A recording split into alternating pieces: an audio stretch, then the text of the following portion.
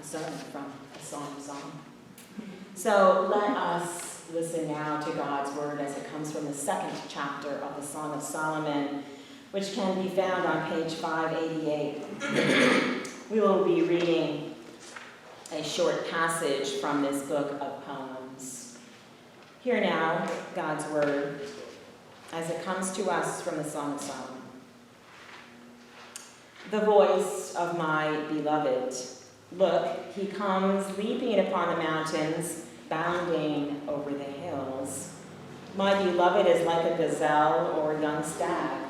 Look, there he stands behind our wall, gazing in at the windows, looking through the lattice.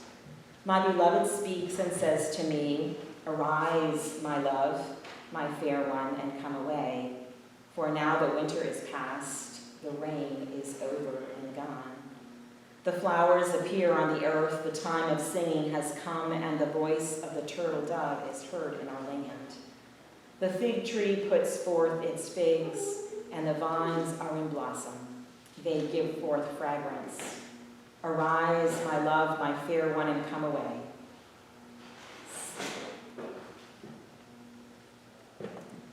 This is the word of the Lord. So, how could I resist this passage? From the lectionary, it only comes around once every 3 years. This is sexy stuff. And many throughout the ages have wondered, what is this doing in the Bible? In our Pew Bibles, the very first verse of the first chapter says, Song of Songs. But in many Bibles, it also says the Song of Solomon. However, it's not generally thought that King Solomon was the author. Although he was a lusty fellow, he had 700 wives and 300 concubines. But it also been said that this is enough to ensure that he is not the author of this. I mean, when would he have had time to write this? It's more likely that Solomon's name became attached to this book as some sort of a dedication. In Hebrew, it is called the Song of Songs. And this is a Hebrew way of talking about the finest song. Just as when we say the King of Kings means the ultimate king, the greatest king, somebody somewhere way back thought that these love poems were the best of the bunch and that they deserved to be part of the Holy Canon. They were the Song of Songs. Not only this text that we read today, but the whole book is an ode to joy. It's an ode to the book of ode to the joys of love, physical love. It is so giddy with intoxicating charms of sensual attraction that, like young lovers kissing in public, showing too much PDA or public display of affection, the whole 8 chapters of this poem seem not to care who else is around or what they really think of their carrying on. It's a beautiful, poetic masterpiece. It offers a sensual and profound reflection on one of life's greatest gifts, love. The book is comprised of the love songs sung by a man and a woman who can literally only see each other. The lyrics are descriptive. Let him kiss me with the kisses of his mouth, or with great delight I sat in his shadow, or I am my beloved's and his desire is for me. This book has made people nervous throughout the centuries.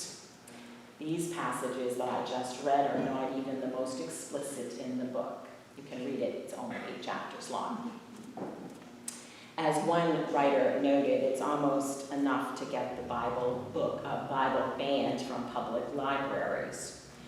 And another said if young adolescents ever happened upon this book, they might begin to read the Bible with their flashlights under their covers in bed at night. Some have even wondered if this small book has any religious value whatsoever. If you read through it, if you read through those 8 chapters, there is not one mention of God.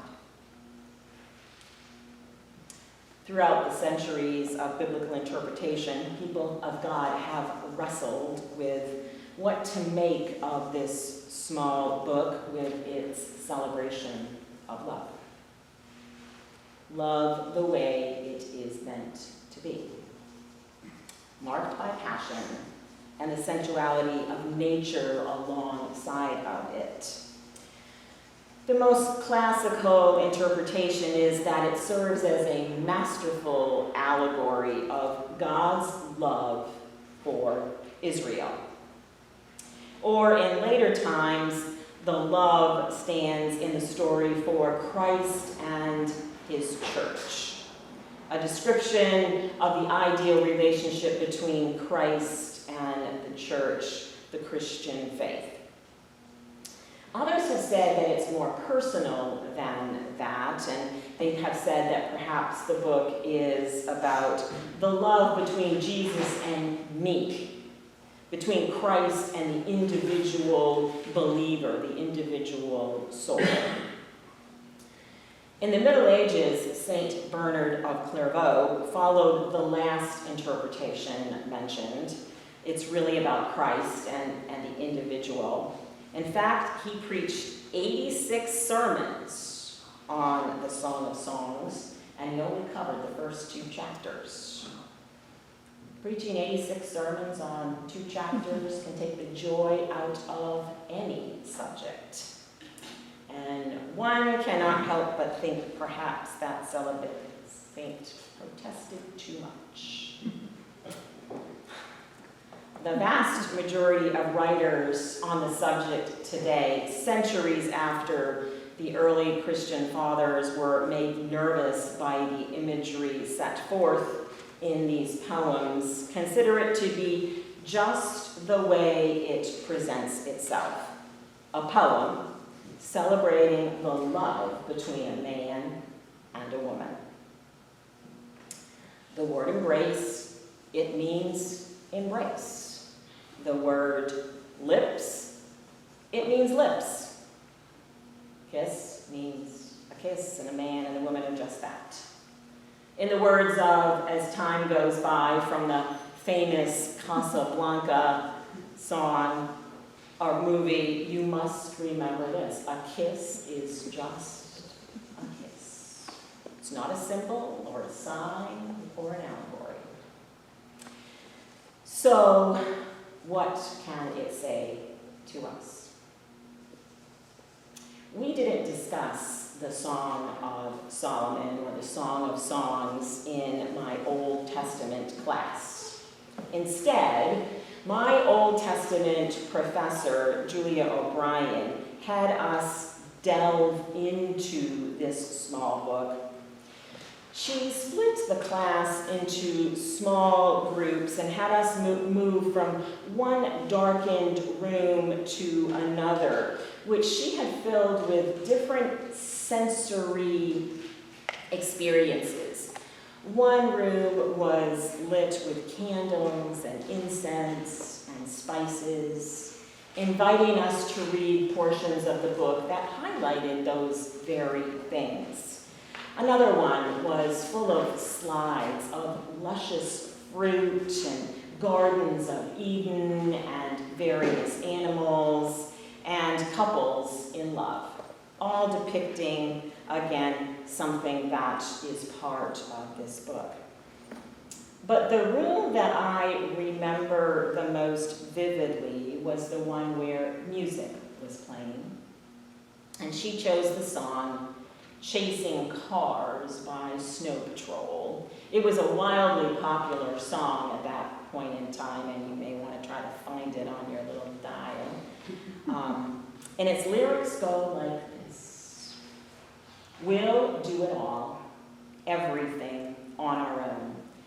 don't need anyone or anything. If I just lay here, would you lie with me and forget the world? Forget what we're told before we get too old.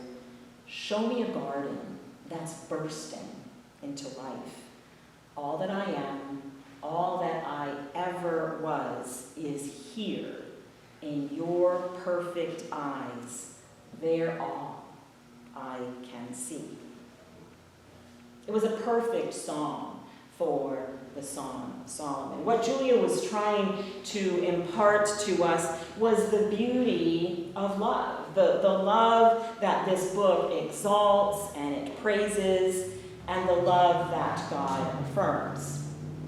It was a powerful lesson, and she has written more on the Song of Solomon, believing that the lives of the soul and of the body are not that distinct, saying the following.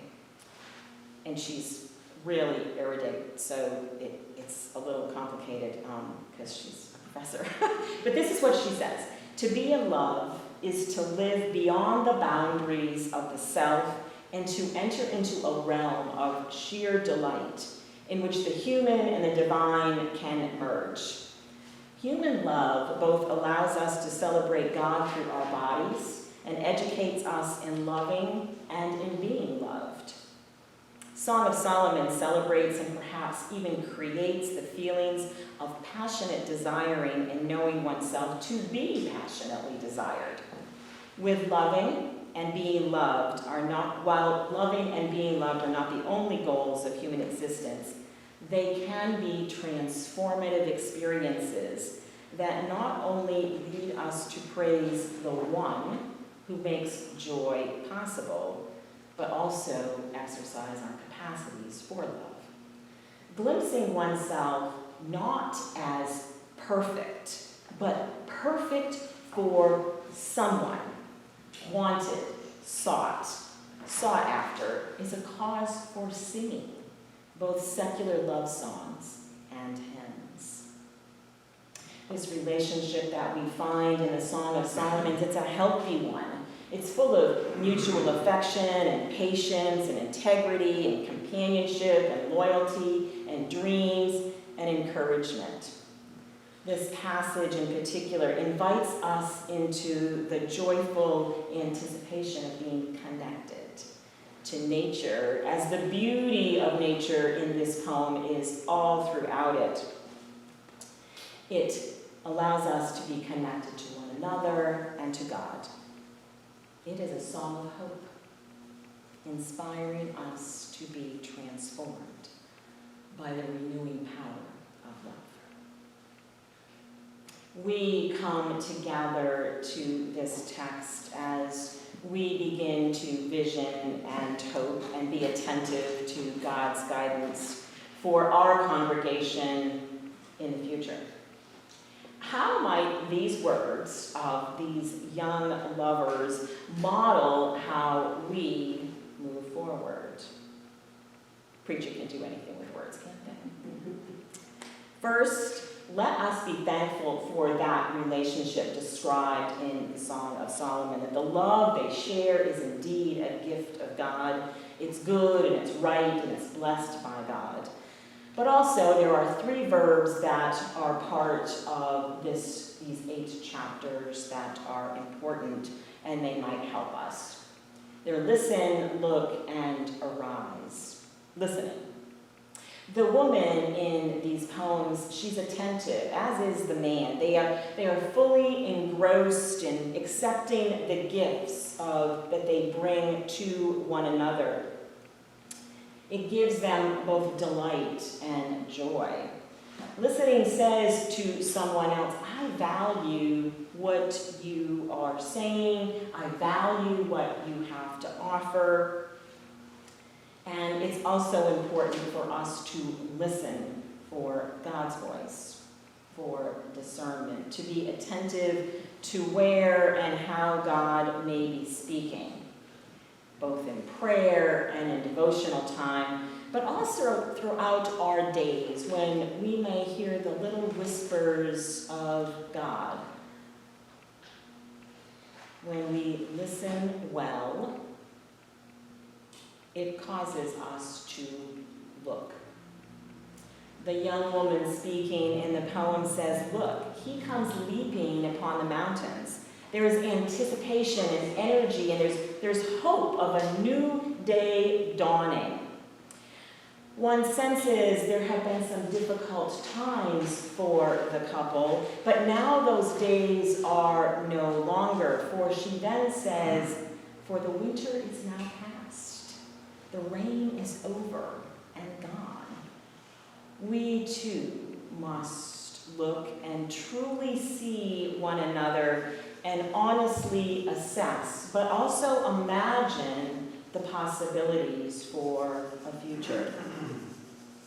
This must go hand in hand with seeing how God may be working, scanning the horizons for what God's vision may be for moving forward.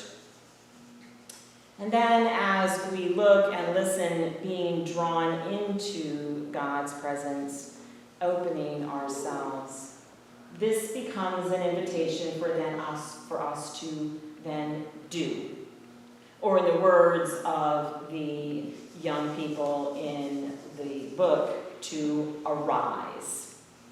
Arise is repeated several times in these 8 chapters, and it is our summons to not just hear and see, but also to act, to do, to participate in whatever may be springing forth. We must engage, to listen, to look, to arise. These are all markers of good relationships with those that we love intimately. Also, they're markers of good relationships with one another and with our Creator.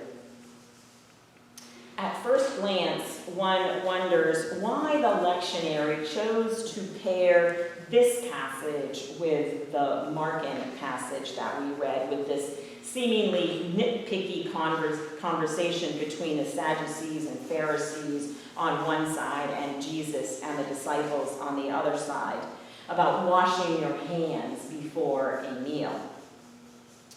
This, however, as the passage sort of intuited, was no small matter. For this ritual of cleanliness, it defined the Jews. It let the world know that they were Jews. It let them know, and it let them remember who they were and whose they were. They were God. This was their identity, and washing was a part of it. But Jesus' point was, do not be more concerned with showing your religion than doing your religion. You must not only talk the talk, you must also walk the walk. It has to do with being the same person on the inside as on the outside.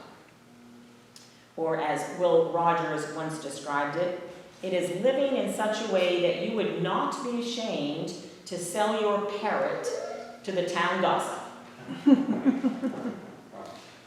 It is leading a good life. It is to listen, to look, and then to do. Had we read the James passage, which has been called the Bible in a nutshell, it says the same thing. We must hear and do and act.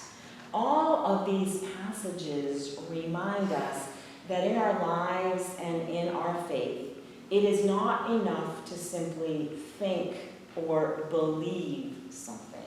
Our faith has to lead us to action if it is to be alive and true, founded in love. Listen, look, arise. Markers of strong committed relationships, a good love, and a good life. When we practice them, both as individuals and as a community, they lead us to a rhythm of life that is marked by love and faith. They become a way of living, interwoven with nature and creation in all of its goodness. And they become interwoven in our way of living with each other and with our Creator. And as a result, all of our lives will be richer and fuller. May the beautiful poems of the Song of Songs make us thankful for our own beloveds, our own intimate relationships, but also may they, together with God's guidance, lead us into something new. This is the word of the Lord. Amen.